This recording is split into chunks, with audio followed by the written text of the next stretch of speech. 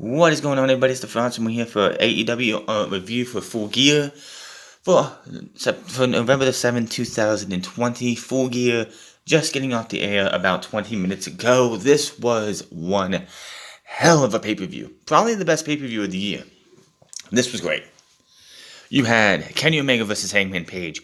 Tag team wrestling personified with the tag team match of the year, and we had that earlier in this year at Revolution with the Young Bucks and Kenny Omega and Hangman Page, and they just topped themselves with the Young Bucks versus FTR. MJF, could he join the Inner Circle? Could he beat Chris Jericho? Darby Allin, could he get that win over Cody he has been seeking for a year plus? Also, could Hikaru Shida hold on to the Women's Championship of AEW? Could Orange Cassidy beat John Silver? And could Sammy Guevara beat Matt Hardy at his own game? This was a fantastic pay-per-view. Now, 2 Wednesdays ago, they announced that John Silver versus Orange Cassidy was going to happen at Full Gear on the buy-in.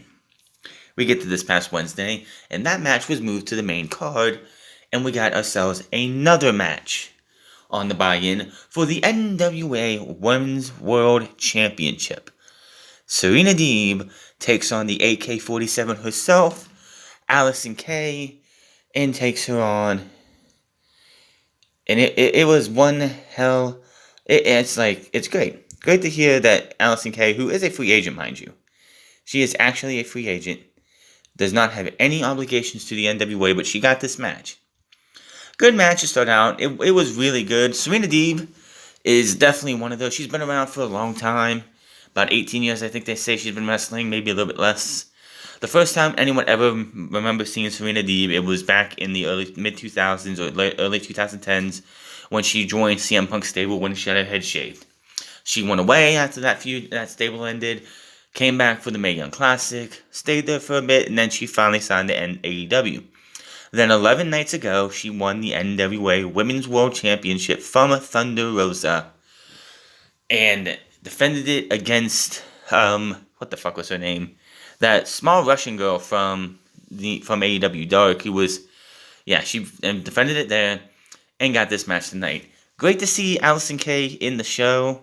I mean, yeah, she is a free agent. They mentioned that as well. So this was her way of.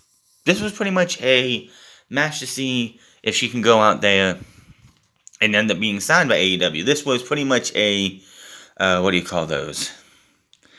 A tryout match. It was pretty much a tryout match. What a hell of a tryout match it was.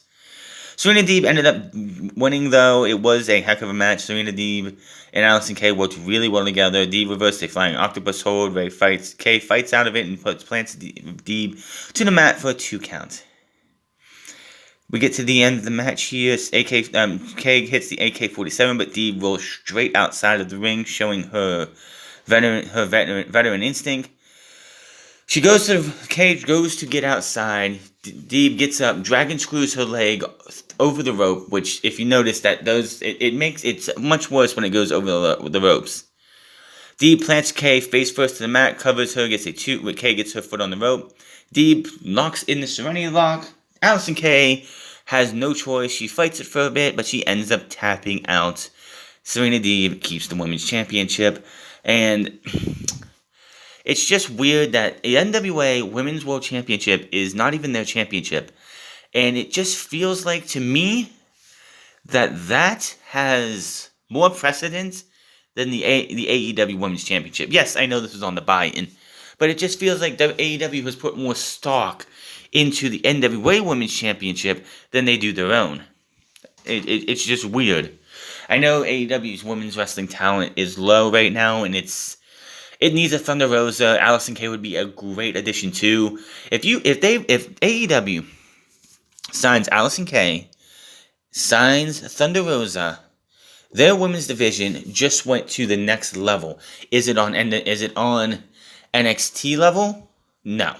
NXT is still the best wrestling for women out there. But that is better than what you have now.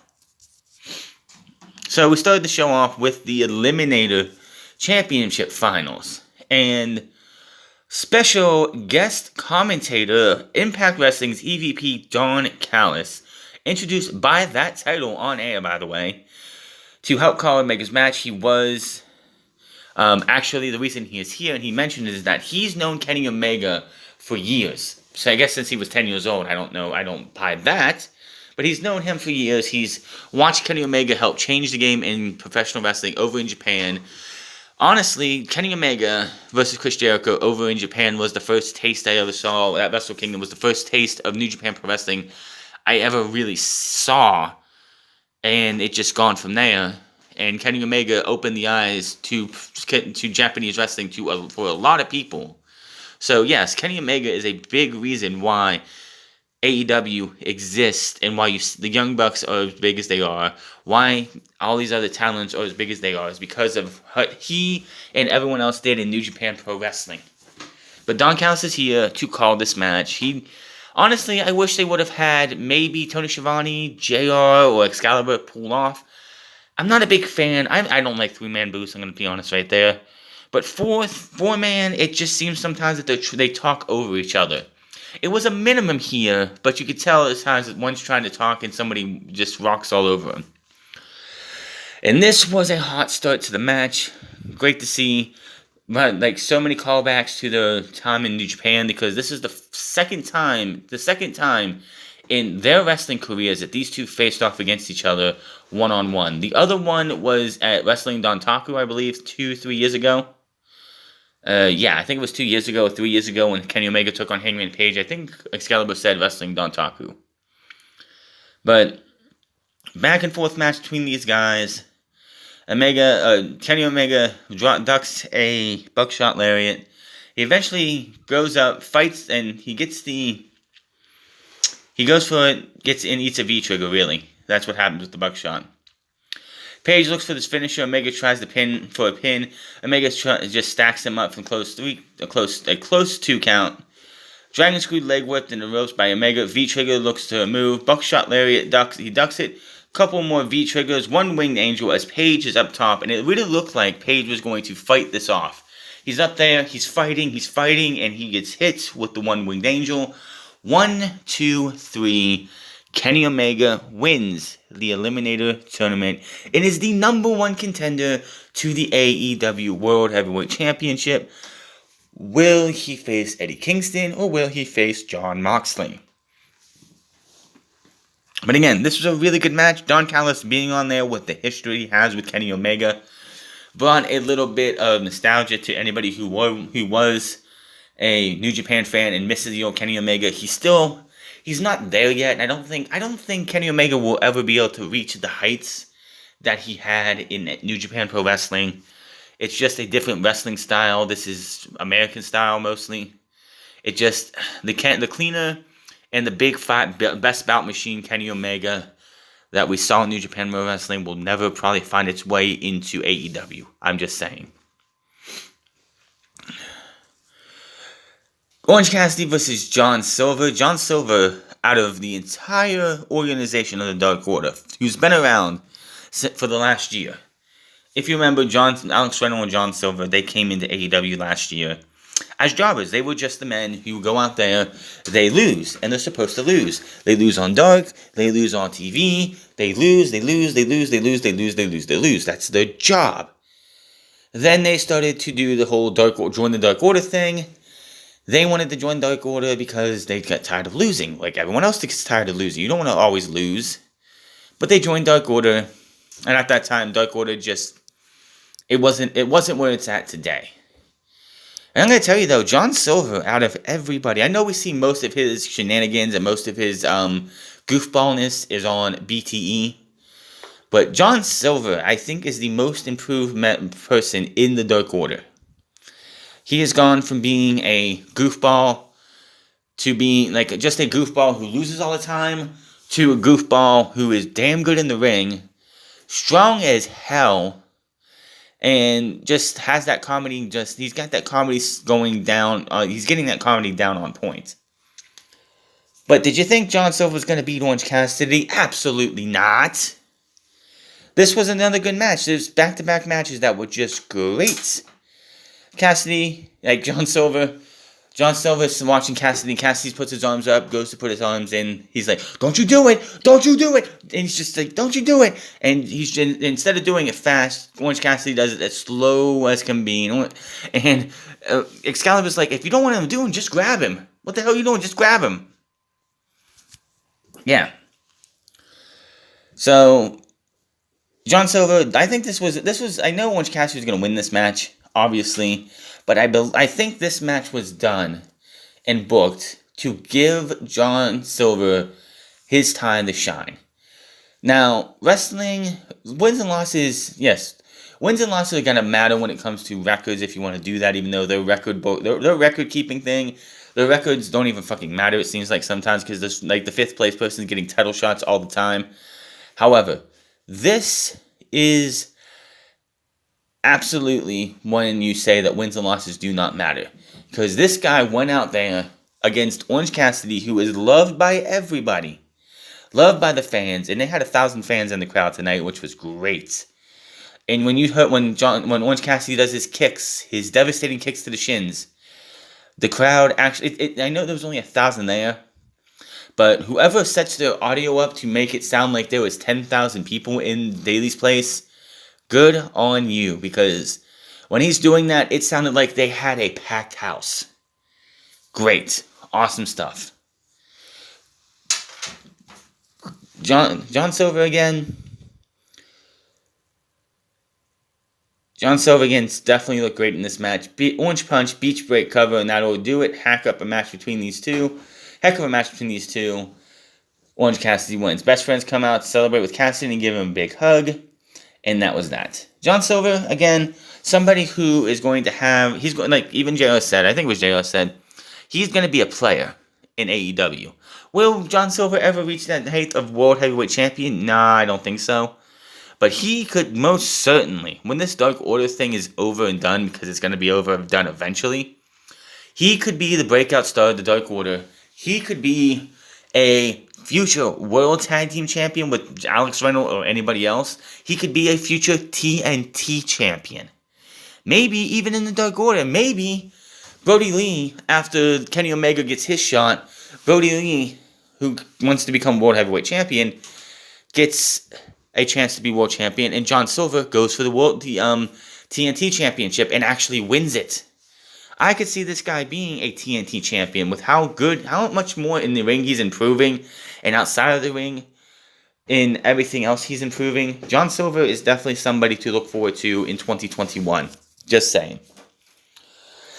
Cody versus Darby Allin TNT Championship. Darby Allin comes out first with a busted up car. Like, I don't know. His music is playing, and he's either riding or on top of or driving himself out of the window forward on a busted up, breakdown, blown up car that says Face of TNT. So he comes out. Then Cody comes out with his big, huge entrance. The Nightmare family, including the Gun Club, Lee Johnson, Dustin Rhodes, Brandy Rhodes, and the Enforcer, Arn Anderson. And QT Marshall, I believe, too. Now, they do the introduction, and it's not Cody. It's Cody Rhodes, damn it. He is not the American Nightmare Cody. It was Cody Rhodes. So, great to see. He does have the rights to his name. WWE did abandon the rights to the Cody Rhodes name. I say great job for Cody. And this rivalry has been going on for over a year. They had a time limit draw last year at Fyter Fest. I believe it was Fyter Fest when, that draw happened, and then Shawn Spears came out and cracked Cody Rhodes over the head. And then you had a couple other matches, and then during the TNT Championship tournament to crown the first champion, Darby went for a coffin drop, and Cody slipped him over and pinned him to move on. So every single time Cody has faced Darby, Cody has won by this. It's either been a tie or Cody has won by the skin of his teeth. Could Cody do it again, or would AEW do the right thing and put the title on Darby Allin. I am happy to say that they put the title on Darby Allin. It was one heck of a match. The story of this match is that Darby will not stay down. Cody keeps just doing everything he can to put this guy down, and he won't stay down. And Cody's getting frustrated. He can't get this guy to stay down. And it's just, they even said it. It just seemed like Cody let him stay around too long. He didn't go for the kill. This has the kick by Cody cutting into a Last Supper pin, but Allin for 2 with Allin over the top stunner. He goes to the top, coffin drop hits Allin with a pin, 1-2 kick out, pump kick by Cody, crossroads, no, multiple pin reversals, back and forth. Finally, Darby gets a reversal in 1, 2, 3, and he gets the win and the championship. So, Cody's second title reign is shorter than the first. Sadly, we didn't have too many open challenges when it came to Cody. I did like that first round when we saw guys like Warhorse, Eddie Kingston, Ricky Starks, and others get title opportunities outside of the company. Will Darby do that? I don't know. After the match, Cody is shocked. Arn Anderson is shocked. Cody grabs the championship. Doesn't want the referee to hand Darby that championship. He doesn't want the referee to get that kind of honor. Cody grabs the championship, walks over to Darby, gets down on knees, hands the championship to Darby Allin, and raises his hand. Then Taz comes out, and he's not happy, of course, that his boys didn't get a... He's like, enough. He's over what's going on in the ring. He tells them to hit the bricks. Hit the bricks, boys. Hit the bricks. Out comes Brian Cage and Ricky Starks from behind. Lay out Cody and Allin. Cage and Starks both pick up the title and kind of stare at each other for a moment.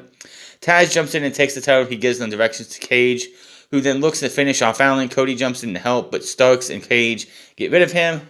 Allin has been thrown through the set. There's a metal set piece. The little metal set piece that we saw last year at Full Gear that AEW had up by the stage last time. This time it's off to the side. They take him and they throw him into that set piece. Then they go and grab him and they take him over to the car he arrived in. They look to break his arm. Will Hobbs comes through, has a chair, and chases the 3 men off. And that was that. So it looks like Will Hobbs gave his answer of hell no. So again, congratulations to Darby Allin. One heck of a match. Darby Allin is your new TNT champion. Of course, if you go to the TNT's Twitter page, they have updated the headline, the header, where it says now Darby Allin is their champion. So what's next for Darby Allin? It's obviously going to be Ricky Starks. See, Ricky Starks and Darby Allin have had this feud for a while. And they've been going at it, and it's time that they go for something bigger. Darby Allin's already beat Ricky Starks. Didn't Ricky Starks beat Darby Allin as well? I'm not sure. But now Darby Allin has a bigger prize, and that is the TNT Championship. And it's time that these two guys go after for the TNT Championship on the road to Revolution. Which, of course, is going to be the next pay-per-view, February 27th. So, backstage at National Nightmares with Dasha, Cody T. Marshall talks about Ali trying to infiltrate the group and use him for his money, even though the reason she did it is because they are the more prolific family, and she wanted to destroy them from the inside out.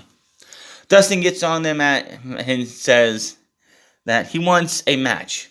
Not just any match, a bunkhouse match. This Wednesday on TNT. And we're getting that match, thanks to Tony Khan.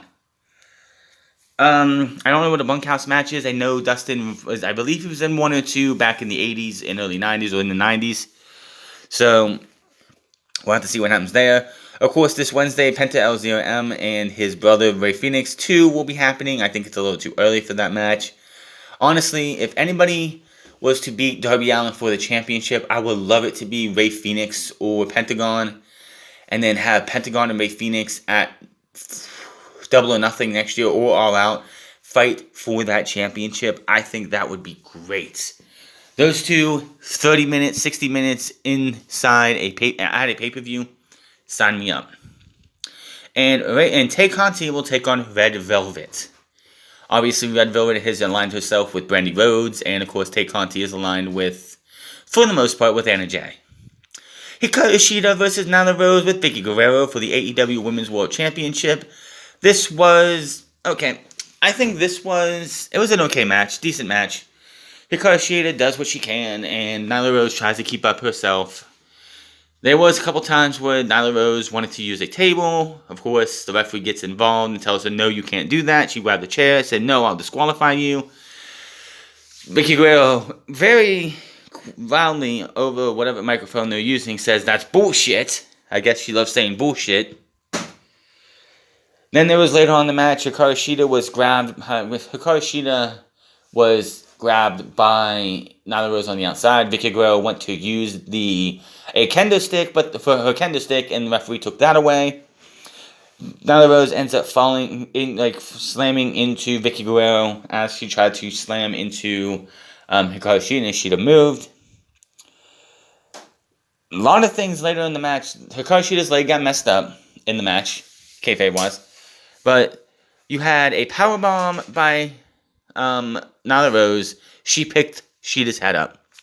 Shida kicks Nyla Rose in the face. She picks her head up and has the evilest smile on her face that she could have. That got distracted by Vicky.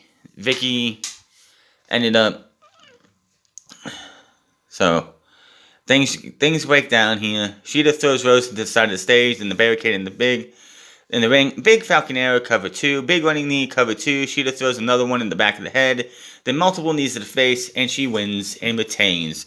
Hikaru Shida retains her championship in a pretty decent match. After the match, Vicky Guerrero is just screaming at Nyla Rose. She had a plan. She ruined it. She's all in Nyla Rose's face. She actually slaps Nyla Rose, and Nyla Rose does nothing about it. Now, that should be the end of her shots at the Women's Championship. However, AEW does have another Women's Champion contracted to them right now in Serena Deeb. What makes you think that they would not have Serena Deeb, Nyla Rose challenge Serena Deeb? I also forgot. After the match between Serena Deeb and Allison Kay, Thunder Rosa came out, talked trash back and forth with her and Serena Deeb. Obviously, she wants to have the championship. She wants to win. She wants to come back for the NWA Women's World Championship. Hopefully, she signs with AEW. Her going to WWE makes no sense because of her MMA career and the fact that she just started selling. She just showed off a new T-shirt design tonight that she's starting to sell on her on one of her shops or whatever. And I'm thinking to myself, like, if you sign with WWE in the next year or so, everything you're doing, from your MMA to your clothing, like your own personal shirts and everything, gone. And when you sell shirts to you sell your own gear, or like your own shirts that you have designed yourself, you make more money than the shirts and designs that WWE make for you. I'm just like, Thunder Rosa, please sign with AEW. You would be much better used there.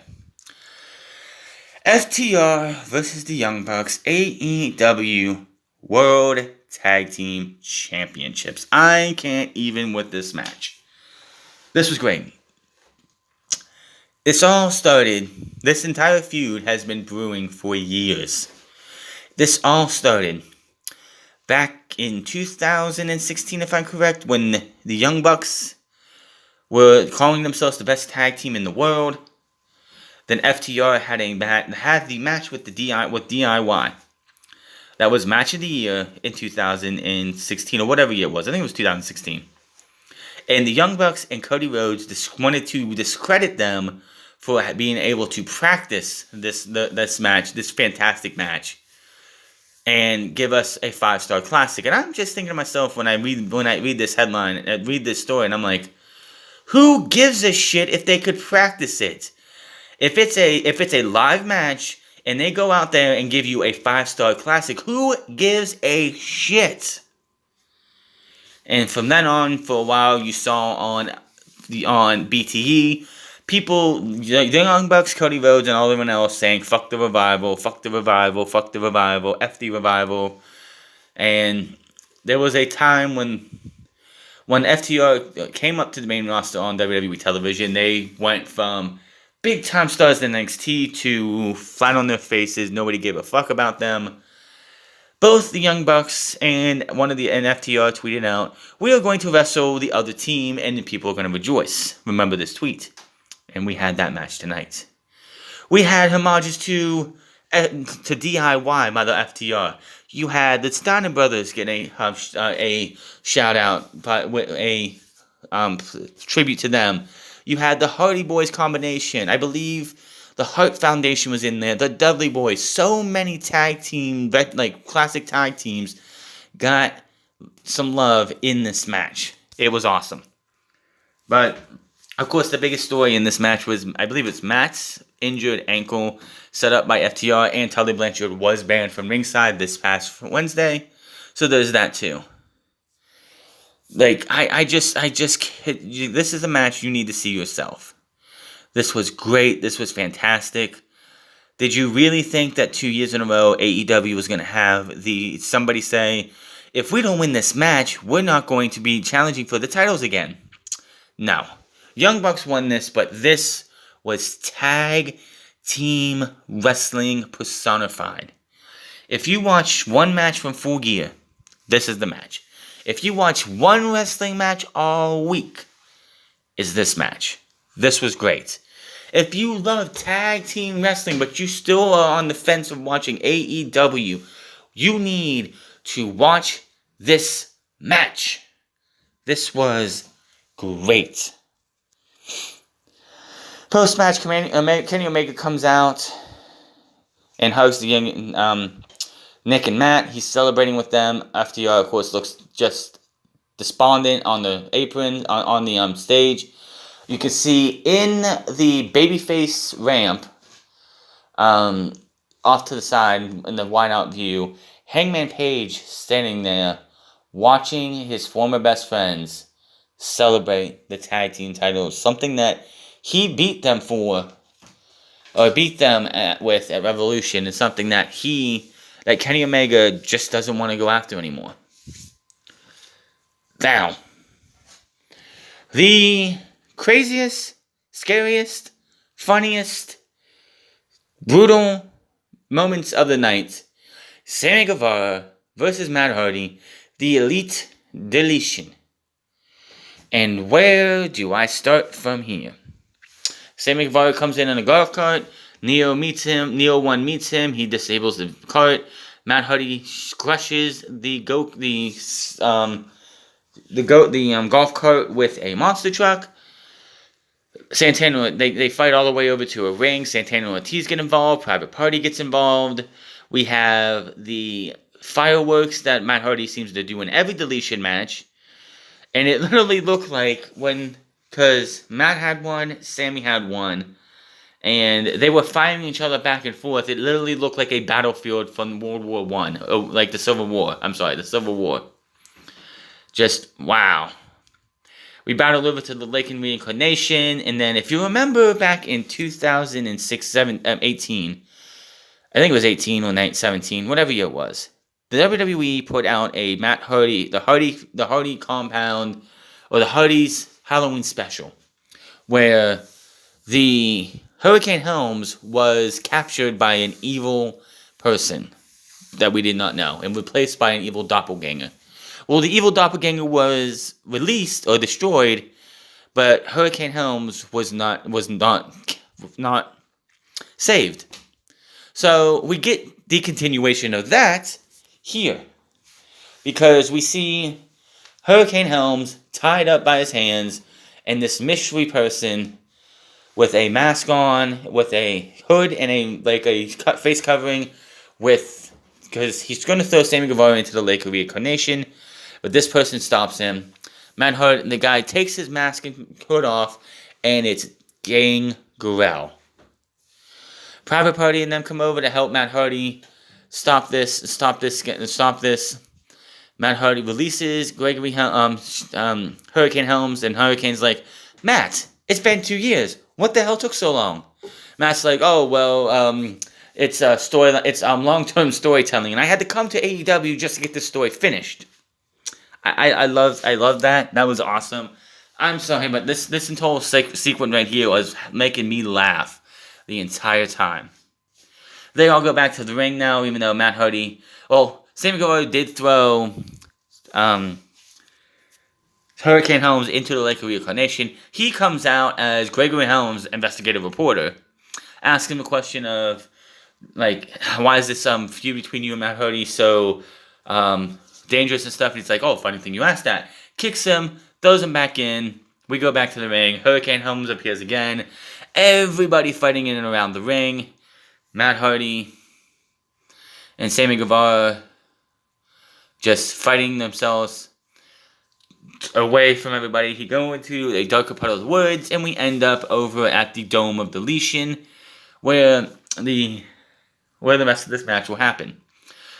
Sammy Guevara gets in there. Private Party and Gregory Helms was beaten down by Pride and Powerful and Gangrel. They're coming over, but the door is locked. It's down to Sammy and Matt, nobody else. So they fight in the ring. And I'm not doing this by notes. This is all by memory right here, guys. But they fight in the ring. There's an ominous ladder there with a table. Matt Hardy gets set on the table. Sammy goes up, says delete twice, does a swanton, somehow tweaks his neck. Now, this is where it gets scary and very, very, hard to watch. Matt Hardy running spears Sammy Guevara out to the ringside. There were 2 tables out there. We don't see what actually happened when they land. But when we go to the other side, there is blood pouring from the back of Sammy Guevara's head. He's bleeding from the mouth. And it's just, ugh. Matt Hardy grabs a chair and says, you made me who I am. Turns him over so he's laying on his stomach.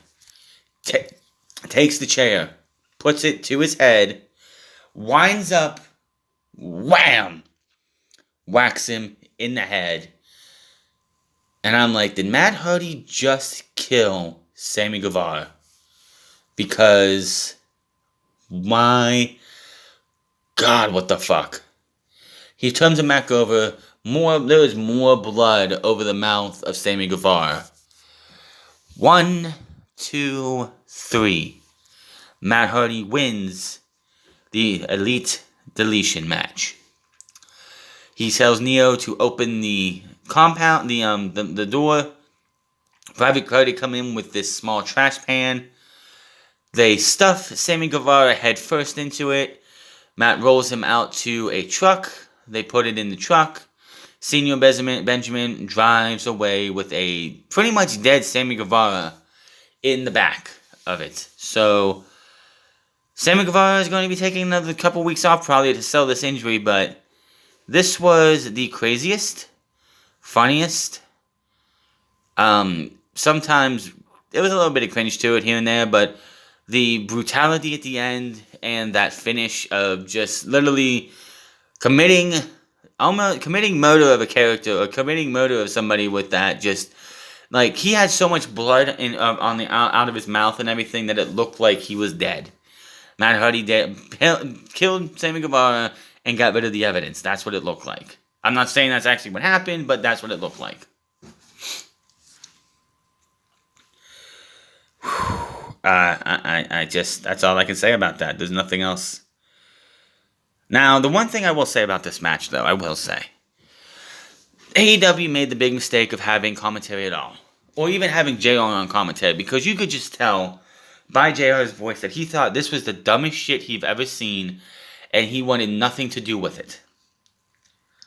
Yet, he went there, and they had him commentate. They commentated this shit live, which was a mistake. Second, again, they should not have had any commentary whatsoever. The Boneyard match this year was great. No commentary, no nothing. It was just AJ and AJ and The Undertaker.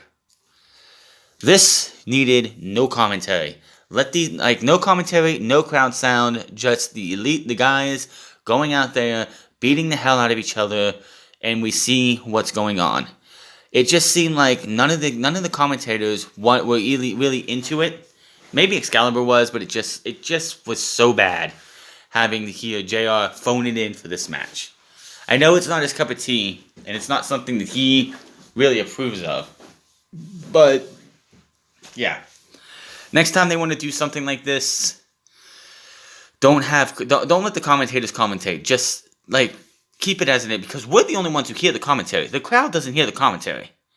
I don't want to hear JR, Excalibur, and Tony Schiavone phone it in for this match. And we didn't need to hear the crowd sound either. It should have just been, let us see the match, and that is it. That's all they needed to do.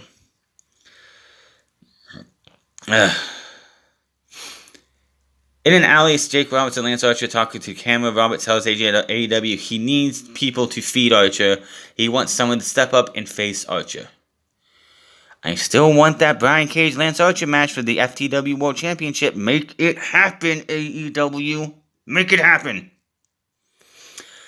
Chris Jericho versus MJF. If MJF wins, he is in the inner circle. Let's go out. We see a jacket start lighting up, but it's actually MJF. Crowd with a thank you Jericho chant. MJF doesn't like that. Gets on the turnbuckle and gets booed. He looks for a handshake. Jericho slaps him in the face. And the fight is on. Which, of course, Jericho runs over MJF. Back suplex, cocky taunt. This was another heck of a match. MJF, 20-some years old. I think he was like 24, 25 years old. Going out there, and you can tell this guy studies classic wrestling. Because he's just got that psychology. He's got that. He feels like, honestly, and I'm going to say this honestly, MJF feels like a man out of time. He would have thrived as a heel in the NWA, in the territory days. He would have been a megastar. I'm not saying he's not going to be in 2020 or 2021, but this dude just, he gets it. He's just so great. And he's only 24 years old. Guys, twice his age aren't as good as MJF. Very much, this match, this had a really great ending. Matt Hart, Wardlow was in the back. MJF tells him to come forward and hand him the diamond ring. RK was like, hey, what are you doing out here? Get out of here. He distracts so MJF could try and use the ring. And, of course, Jericho stops this. Jericho then signals for Hager, and Hager throws up the bat. Jericho is twirling the bat. And MJF just looks at him, falls over dead. So it looks like he actually used the bat. Aubrey Edwards turns around and is like, what the hell is going on here? And Jericho drops the bat, and MJF rolls him up 1, 2, 3, and MJF beats Jericho. Wow. What a way to end that match, though. What a way. Very smart by MJF. They hug. MJF is welcomed to the inner circle along with Wardlow. Wardlow and Hager are staring at each other. I think that's going to be a match they're going to do eventually. And that was that. Revolution announced for February 27th. No idea of on it's going to be at Daly's Place or not. I'm hoping when February comes around, Daly's Place will not be the home of AEW altogether. But we'll have to wait and see. We have to get to 2021 before we can think of anything else. Backstage, Cassidy and Trent and Taylor won back there after his match. Miro, Kip Sabian, and Pamela before they want an apology for what happened previously, and Cassidy says, I'm sorry. Gets slapped in the face, says, keep it cool, and they bounce with the guys. And they bounce. Jon Moxley versus Eddie Kingston, I Quit match for the AEW World Heavyweight Championship. This was brutality to the max. You had thumbtacks. You had chairs. You had the barbed wire badge that Mick Foley gifted to Dean Ambrose back when Dean Ambrose was going up against Brock Lesnar at WrestleMania. all those years ago in a very, very underwhelming Brock Lesnar match and all that shit. But yeah, Dean, remember that segment where he got the barbed wire bat? Well, he's been using it and he used it here. You had him get busted open. Kingston got some blood on him. Jon Moxley actually takes the barbed wire out and wraps it around it and uses it on his face. This was brutal. Moxley, then of course Eddie Kingston brought out the thumbtacks. Hit a twisting Uranagi onto Jon Moxley onto the tacks. Then, the sick bastard went out and got rubbing alcohol. And if you don't know what rubbing alcohol feels like on a cut, then you are a lucky son of a bitch. He beats him up some more, then he grabs the bottle of rubbing alcohol and just pours it over the thumbtack back. I'm sorry, I had to twitch on that one. But the match ends when Jon Moxley has the Bulldog choke on and Eddie Kingston won't give it up. So he's like, you know what? Fuck it. Grabs this piece of barbed wire that Eddie Kingston pulled off the barbed wire bat earlier, wraps it around his arm, goes into the Bulldog choke, pulling it back, and he says, Eddie, it's over. It's over. You better quit, you motherfucker. Eddie chokes out the words, I quit. And that was that. Jon Moxley retains your AEW World Heavyweight Championship. Now, after the match, he celebrates for a bit. Kenny Omega comes down. They have a stare down. And that is your next match for the World Heavyweight Championship. Now, if anybody remembers, last year, the lights out match between Kenny Omega and Jon Moxley was there. And, well, they were in Baltimore for Full Gear. That was the way Full Gear went off the air last year. And, of course, Jon Moxley won that match. But because it was a lights-out match, it didn't count towards their record. So, Jon Moxley then never officially defeated Kenny Omega in their book, in the record book. So, this will be interesting. What they do for Kenny Omega coming up, Kenny Omega and Jon Moxley. That's all I got to say about that. It's going to be interesting. And I hope that we have ourselves a hell of a match between these two. Unfortunately, the next pay-per-view isn't until we get to February. So, I do not know when they're going to have this match. Are we going to have Kenny Omega versus Jon Moxley in January? Are we going to have a Bash at the Beach next year? I don't know. With the whole COVID thing going on, I don't have a clue. But yeah, Kenny Omega, Jon Moxley is your next match, and it should be a doozy. But that is your Full Gear review. Hit that subscribe button, comment down below, like or dislike this video. Find me on Twitter at The France Club. Find me on twitch.tv/TheFrance Club. Find me on Instagram at The France Club. And I'll see you guys tomorrow for another episode. Oh, I'm sorry, not tomorrow, but Monday for Monday Night Raw. Until then, my name is The France, and I'll see you guys later.